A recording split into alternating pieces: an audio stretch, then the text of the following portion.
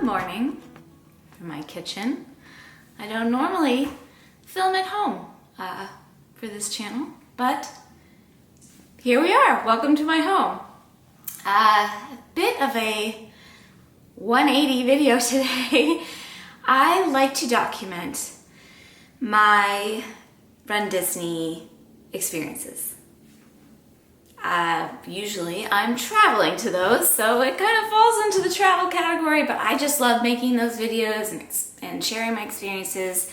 I love running Disney. If you're not familiar, runDisney is Disney's running, I want to call it like a program. It's not quite a program, it's more of just a business, but they host races at Disney World. Historically, they've had them at Disneyland Paris and also at Disneyland in California. They haven't had those for a while, but they recently announced that they're bringing them back in the next, not next year, but the year after. So looking forward to that. But last year I filmed when I did the Wine and Dine 2021 challenge weekend, which was a 10K and a half marathon, so 19.3 miles. I filmed and shared about my Dopey challenge at Marathon Weekend, which is the first weekend of January historically, and that's a 5K on Thursday, a 10K on Friday, a half marathon on Saturday, and a full marathon on Sunday. That was my first ever full marathon, right on the heels of all that other running. It was great. It was really hard, really fun. And then I didn't do Princess Weekend last year, but I did do the Springtime Surprise, which was a new-ish take on an older weekend for them, where they did throwback races, and it was another 19.3 mile challenge where it was a 5K, a 10K, and a 10 miler. That was really fun. That kind of mileage is much easier on the body than the other ones. But I really wanted to do all four of the 2022-2023 runDisney races for the season. So they have, like I said, Wine and Dine, Marathon Weekend, Princess Weekend, and Springtime Surprise currently for this season. And I had signed up to do all of those in person, and I had made plans for that, and then something came up, and I had to switch my plans for going to Wine and Dine at Disney World this first weekend of November to virtual. Virtual is not inexpensive for what it is, but I will show you, you get, just a few days ago in the mail, actually, I got a box from runDisney with all of the medals. I had signed up for the virtual challenge, so I'm doing the 10K and the half with the coordinating race shirts, and then you can input your time and everything online on the runDisney in your account to be saved for I don't know what. Because it doesn't really matter. There's no time constraints. You can do it however you want to. There's really no official input of that. I cannot exactly remember how much I spent on the virtual, but it's a lot. And I wanted to document this experience because I wanted to share it with you, kind of keeping in line with wanting to share all of my runDisney experiences here, but also to tell you if it's worth it and how it goes. I've never run a virtual that's longer than 5K. So that's what we're doing today. So giddy up, we're gonna run locally, and I'm gonna take you through it. Now, I will tell you that I already ran the 10K, I ran it yesterday. And I didn't film a lot of it because I was on a very tight schedule. I mean, that's one of the first things that I noticed about running virtual, is trying to fit running virtual into my home schedule is much trickier than carving out time and going on a trip to Disney where it's already planned for me. I'm away from home, I'm away from work and my responsibilities, and well, I'm still working technically, but you know what I mean? I don't have all of the day-to-day stuff that I do at home, appointments and meetings and what have you. So fitting these races in, and I wanted to do them around the time of this weekend, and I wanted to keep them in line with my other training, so it works out to help me in that way as well. Tricky. I had a very short window to complete the 10K yesterday, and I have a very small window to complete the half marathon today. But to go back, I did take some footage. I didn't film the whole thing because I was running in my neighborhood for convenience and just, for privacy's sake, but I did take some footage. I stretched, I warmed up a little bit, and then I just went out the door and I went.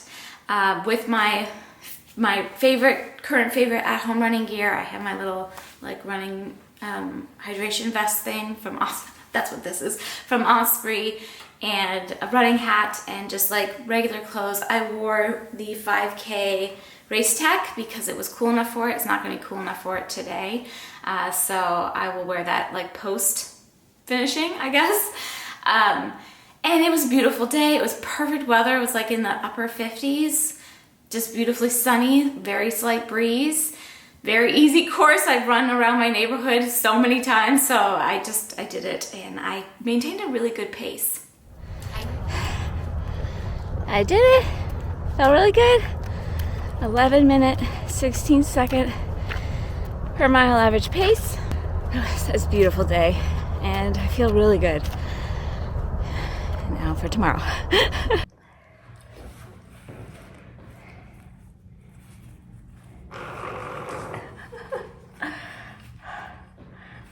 Yay!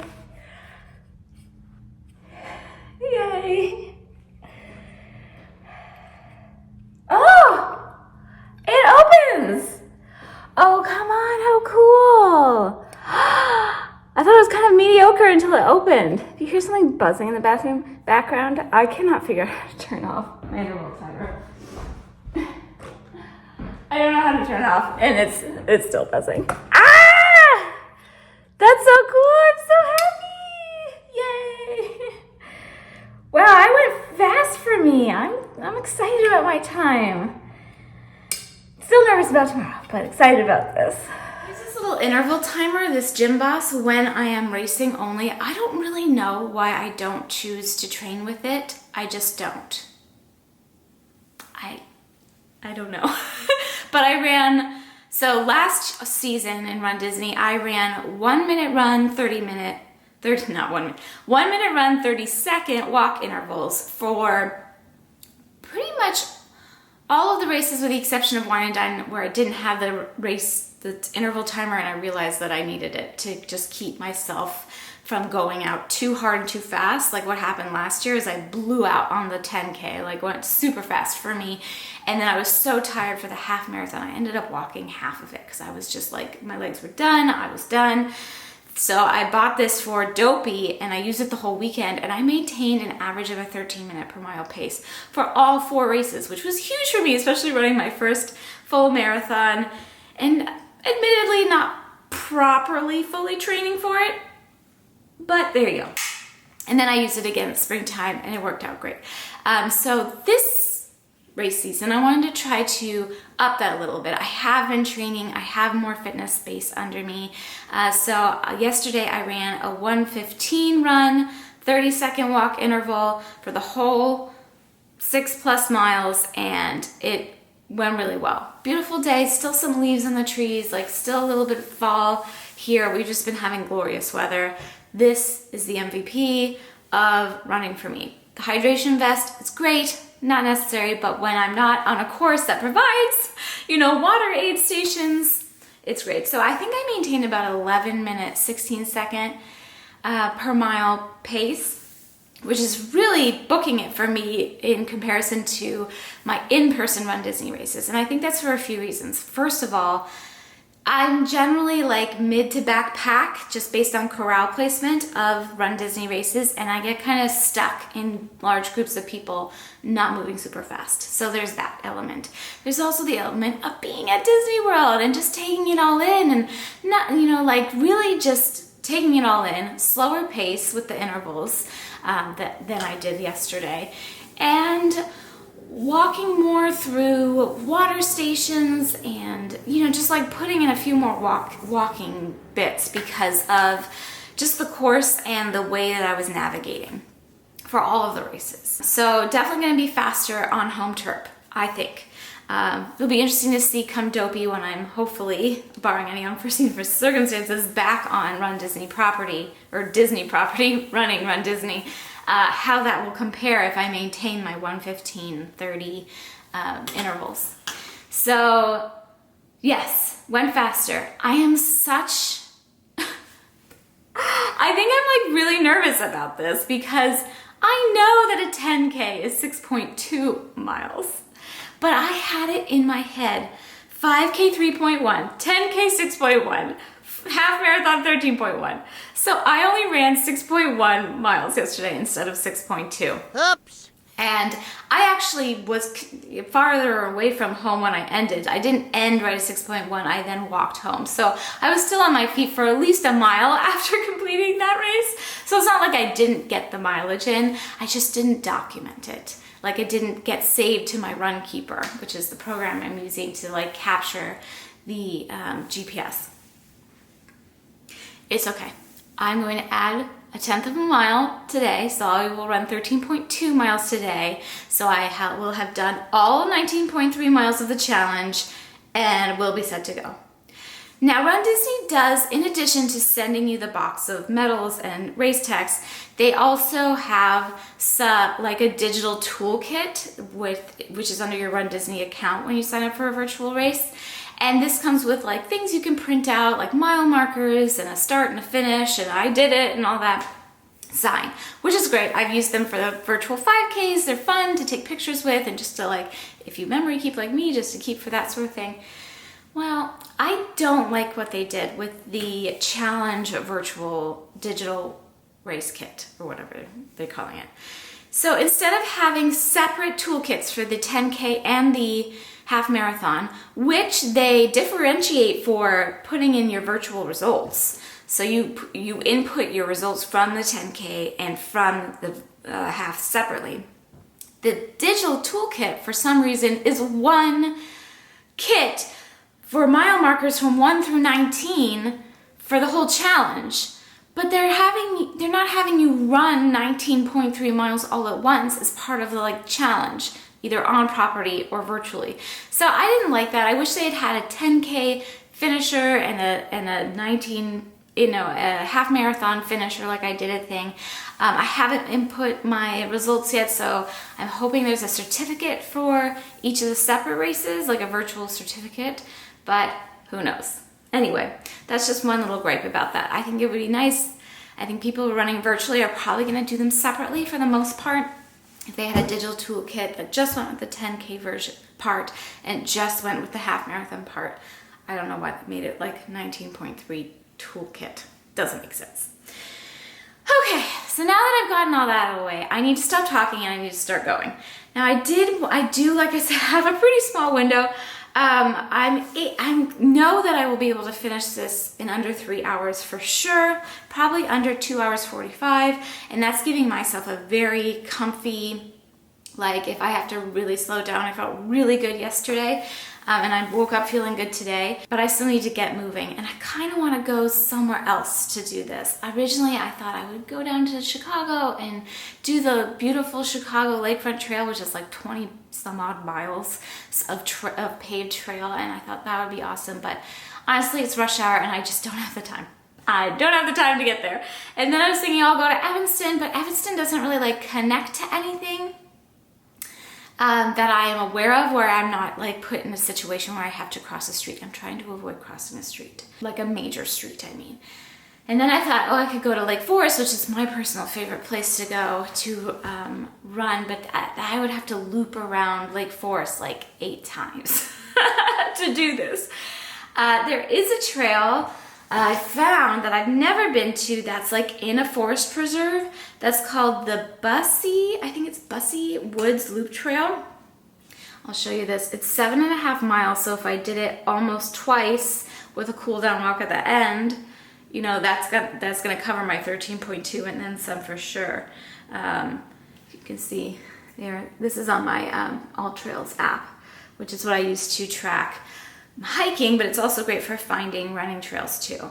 And it's about the same distance away from my home than all of those other, like Evanston, Lake Forest, like they're all kind of the same distance for driving. So I think I'm gonna do that. I need to eat something. I need to warm up a little bit here, and then I need to go. So I think I'm gonna go to this forest preserve and run there. It's that or Lake Forest. I'm gonna make a game time decision. But you're coming with me. I have my little camera, and I'll just try to document this experience for you. I think I would love to see more virtual run videos to see if it's like worth it. And I'll talk more about that at the end after I've had the full experience. So let's go run a half marathon on a Thursday morning in November by ourselves. Okay. Okay, I will show you what I'm bringing with me to hydrate. Hello, Halloween candy. Everybody has their own jar. Cece, Donnie, just in case you're curious about that. Anyway, so this is my new hydration of choice, my electrolytes. The noon hydration, I like the caffeine and I like the uncaffeinated, and I will use both. So I will kind of get these to dissolve in a separate container. So I'm gonna have 48 ounces of liquid on me, and it's all electrolytes, and I'll have plain water in the car for my return home. So I'm gonna fill this up and then dump it in here, and then I will so I'm doing half and half with the caffeinated and the uncaffeinated. But 2 bottles of these fills this up pretty well, and this goes into my hydration pack. So another difference for me between running in person at Disney and running at home is I'm not waking up at 2:30 in the morning like I do at Disney based on the timing of their races and when you have to be there and stuff. I just can't eat anything in the middle of the night. I just can't. But at almost 9 o'clock in the morning, I am hungry and ready for breakfast, and so I can fuel more properly. So I'm still like very nervous, so I'm not having my regular breakfast of late, which is a bagel with avocado and eggs on it, like basically a really nice version of avocado toast, if I don't say so myself. But I need to eat something. I know I'm very hungry, so I'm having some crunchy peanut butter, my new favorite, on toast with a banana, and I've brewed a cup of tea to bring in the car that I might sip on a little bit on the way over. I don't know. We'll see. Pretty simple breakfast there. Easy on the stomach and definitely good fuel. Okay, so now this is filled with 48 ounces, which translates to roughly 1.5 liters, I suppose, of my electrolytes.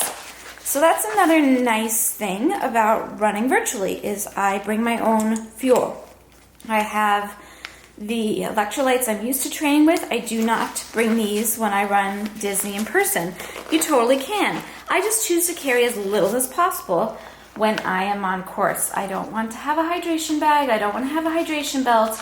Everything I carry with me, I want to, let's go in there, be able to fit in my pockets. I've been running with this pack for about a month now for my long runs, and I really like it, but it is hot to wear. So wearing it in the fall here is fine. I'm not feeling like it's adding too much stress or anything, but I don't know if I would want to carry this in Run Disney weather in Orlando. I'm also going to bring my own nutrition, I guess. Is that what we call these? I like these honey stingers. I do bring these to Run Disney courses, so that's not out of the ordinary for me to bring that. Then I'm gonna pop in this side here. Is that gonna fit? Other things I'm bringing, I already showed you. My Gym Boss definitely coming.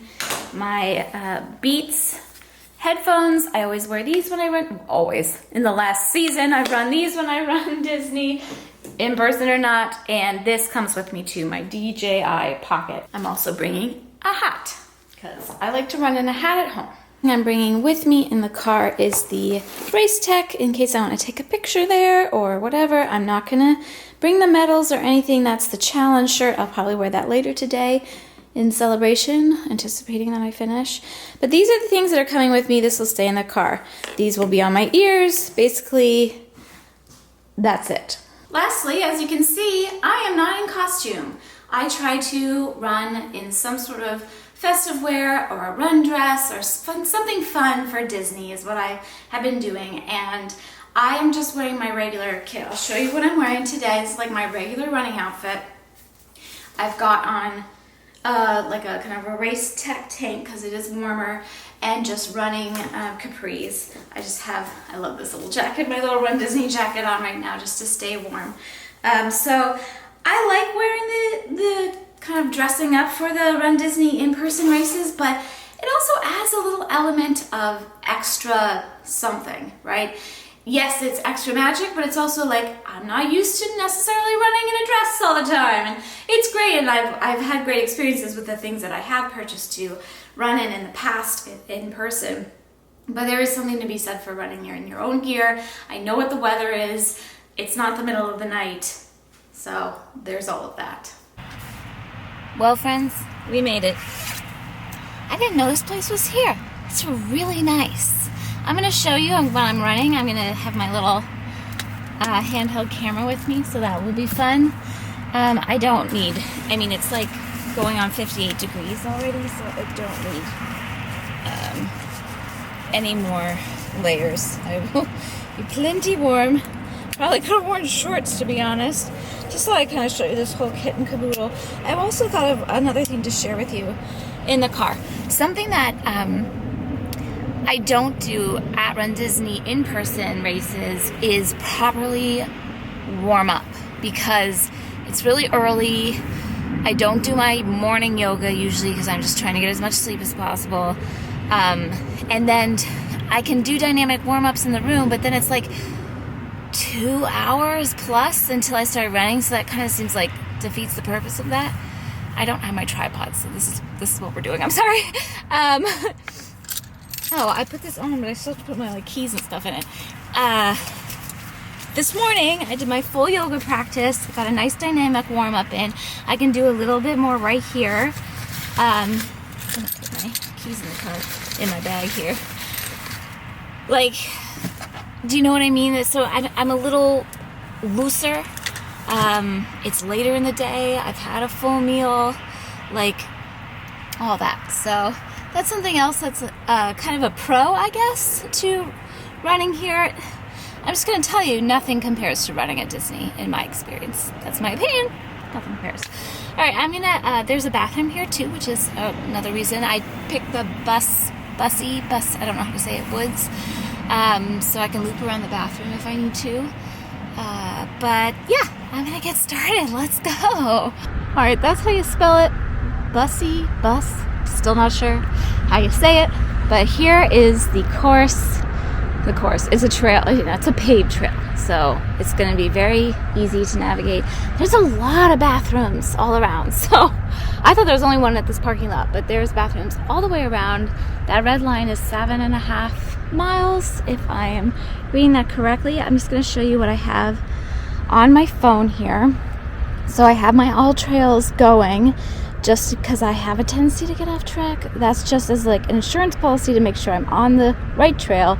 I've got my Run Keeper, which I'm going to start. That's going to be my official timer, GPS tracker. And then I do Peloton at the same time. So I have enough here.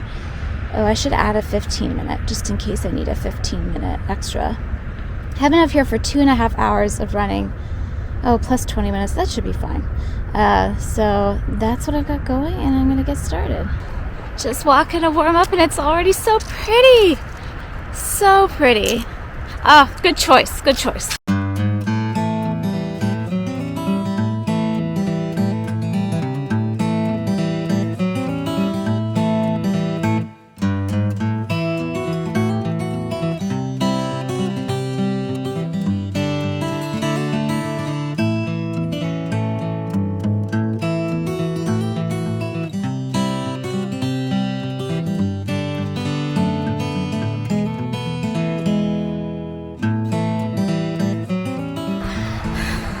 Just passed my car, 7.3 miles. I feel like I'm going so fast. I don't know why. I'm doing good. I want this to be over. Doing okay. There's elk. Huh?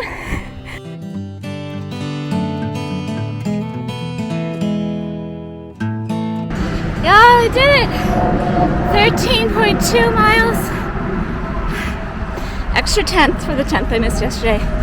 11 minute 27 second average minute per mile pace. Flew in the first half, slowed down a bunch in the second. I feel really good. I'm really happy it's done. It's warm, man. How is this November? It's beautiful. Definitely hot. So my heart rate was up higher, but felt really good. Glad to have that in the bag. Okay, look at this. How cool is, it's like a time turner from Harry Potter. I love this. I earned this. I'm so proud of myself. I did it. Here, I'm gonna put it on and show you. Got my shirt on. Is this green? Is it gray? I just don't know. It's not my favorite color shirt, but I earned it. And this, look how cool this medal is. I can't get over it. This is so cool. Look at it.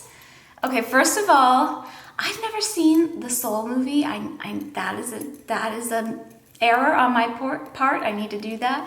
It says the world's most magical celebration, Disney Wine and Dine Half Marathon. It says 22 at the top there. And it has, I don't know what his name is, but the guy from Soul, one of the guys. And then the back part has the castle on it. Now the ribbon, this is the same medal that people who are in person get, like the medal part, but the ribbon says, oh, the ribbon doesn't say virtual. It says virtual on this side. Okay. It says Wine and Dine Half Marathon on that side, virtual on the other side. Okay, I'm gonna put it on. So this is another thing, like, they don't really put they don't necessarily put the medals on you at the finish line, necessarily. Usually I put my own medal on. Sometimes they put them on, but I can't get it right. I love this. This is such a cool medal. I love this. Yay! Oh, I love this. I need to take a shower. I am really salty. I definitely exerted myself. I'm going to talk you through just a little bit for a second, my race. Let me pull up my run keeper. So here you can see my splits. I'm going to show you here. I started out really strong, like pretty fast, getting down to the 10s there. And then you can see kind of midpoint around mile 6, I started slowing down. And then I got a lot slower. I think my slowest mile was mile 10, a 12-minute mile. I took an extra little walk break there because I kind of hit a wall. But I also saw an elk around mile 10. I really enjoyed running in this forest preserve. It was perfect for this run. Interestingly, they had this fenced area with like a couple of elk in them, and I don't really understand why. Why are there elk in suburban Chicagoland? Just randomly in a paddock in a forest preserve. I don't know. I'm gonna look on their website and see if there's like a reason for that.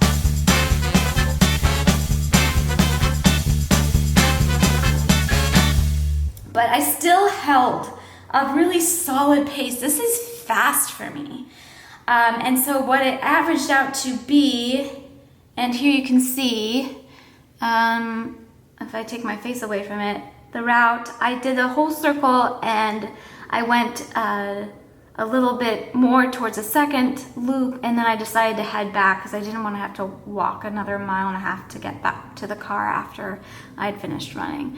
But you can see my average pace was 11 minutes, 27 seconds, which is flying for me, flying. I'm just like really, really proud of myself. I think I did really well. It's hard to run a race, like, it's hard to run a race, period. Okay, that is a challenge. But I think it's hard to motivate yourself to run one. When you're at a start line, you have adrenaline on your side. You have excitement on your side. At Disney especially, you have the magic on your side because you're at Disney and there's always things to look at and things to listen to, and it's just exhilarating. Even if you're on those really annoying like highway parts, you know at some point you're crossing in. You're gonna go through Epcot to cross the finish line. You might get to run through the castle at Magic Kingdom. You might get to run through Star Wars, Galaxy's Edge, or whatever it's called. I can never get that right. At Hollywood Studios, like there's things to look forward to. Well, you're not like in the parks every minute, which would be fantastic, but you're not, like logistically, it's impossible. There's still all of that magic to look forward to, and characters. If you want to do that, I just like to kind of like look at them and wave as I run by. But it's just like, it's a whole different ballgame. This is different. This is very, very, very different. Do I think it was worth doing for me? Yeah. Yeah, it was worth it because I made a commitment to myself that I wanted to do all 4 of the 2022-2023 Run Disney race season events. I wanted to do all 4 of the challenges. So I did not sign up for the 5K. It was sold out. I would have done it otherwise. But I'm signed up for all the rest of the 5Ks. I'm doing all of the challenges. I have my challenge medal and my challenge shirt. I'm going to take a shower and change into it and like take my little pictures and everything that I want to take. But I really enjoyed it. I'm glad that I did it. Financially, it doesn't hurt my bank to do this. It's expensive though. And if I'm going to sign up for a Disney race, I really want to be there. Because it was a kind of a, not last minute switch, but after I'd already paid for the non-refundable in-person race that I found out about, a family event that I just cannot miss. It's too special to miss. Then I was like, I had to make the choice, like, I'm gonna lose that money. So I did lose my race entry fees, non-refundable, and they don't exchange for virtual. So just know that too. So not only did I pay for the in-person event, I paid for the virtual event on top of it. Like I said, it's not gonna hurt my bank that much, so that's something to really think about, like from a financial standpoint. If it doesn't make sense financially for you, definitely don't. Like, just don't.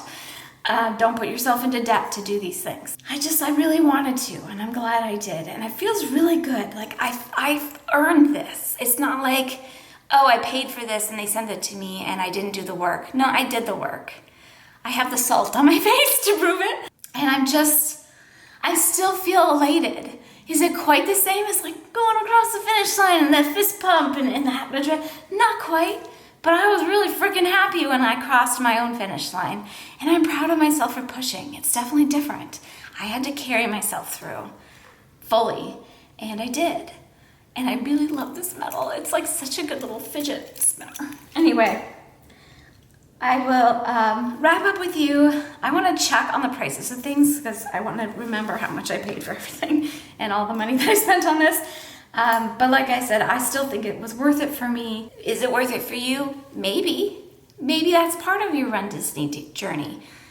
I also didn't spend all the money that it cost to like travel to Disney World and get a plane ticket. And I don't generally stay on property for the races, but it's still expensive to stay there and dine out all the meals and, you know, buy all the things. At the expo and stuff, I did buy a couple of things off the second market because I want my Run Disney Spirit jersey and I want my challenge medal pin. So I did buy those on eBay, and I know that that's not like, you know, beggars can't be choosers, but that was the only way I could really get those things. I hate asking people to I don't want to ask somebody to pick something up for me. I just don't like asking those kinds of favors. It feels like a lot to ask. So I bought those for myself, and they'll come in and I will still love and enjoy them. But yeah, I'm rambling now. I gotta take a shower, but okay, let me take a shower and get cleaned up, and then we'll finish up this chat. But can you tell that I'm proud of myself? I'm proud of myself. Can I say it a few more times? I'm proud of myself. Yay. 1 week later. Challenge shirt, check. Challenge medal of amazingness. Look at this. Hello. How awesome is this medal with Genie in it? And it says Walt Disney World 50 on the back. And then it has the 2-course challenge ribbon with the virtual indicator on the interior. 19.3 magical miles. I love this. I loved all the medals from this challenge. I thought they were really nice quality and creative medals. So I've got this. I did it. And I've got my official stats here from Run Disney. Their pacing, was that upside down? I'm sorry. Their pacing is a little bit different than what my pacing with the same time and mileage came out to be, but it's all right. We'll go with it. Oh, right, because I ran 6.1 and 13.2 instead of 6.2 and 13.1. That's why.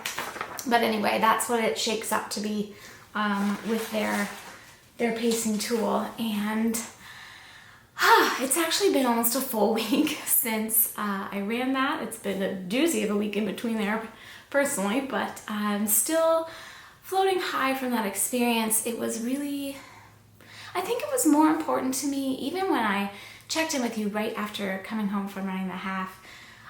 I was obviously very proud of myself and elated, but I feel like it was a really important personal milestone for me to push myself in that way on my own without the Disney experience to help kind of push me at the same time. So that definitely is something that I'm taking away from this. Now, I told you I'd come back and talk about prices and would I do it again and blah, blah, blah. So I'm looking at my computer now. I looked at what I did. So when I registered for this back in whenever that was, a long time ago, I paid $383.76 to register for the 2-course challenge in person. And then that was non-refundable and they wouldn't allow me to exchange for virtual when I had to change my plans to virtual. So I lost that money, that $383, goodbye. And I paid an additional $268.63 to do the virtual challenge. Same 2-course, but virtually. So it's only about $120 difference, give or take, to go from in-person to virtual. And I think that's interesting. The virtual experience doesn't cover costs of in-person race things like infrastructure for the races, all of the cones and placards and characters they pay to be on course, and musicians and staffing and food and drink, water stations, and like all of the stuff that goes into making the race function. You don't pay for it necessarily, any of that, when you're running on your own time, on your own turf.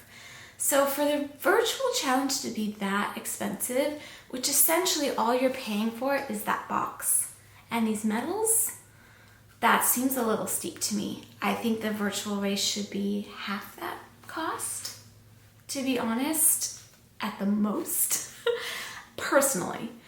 Now that being said, I am still glad I did it, but I wouldn't plan to do this again. As I said previously, I made a commitment to myself that I wanted to, if possible, participate in all 4 of the 2022-2023 runDisney race events, the challenges.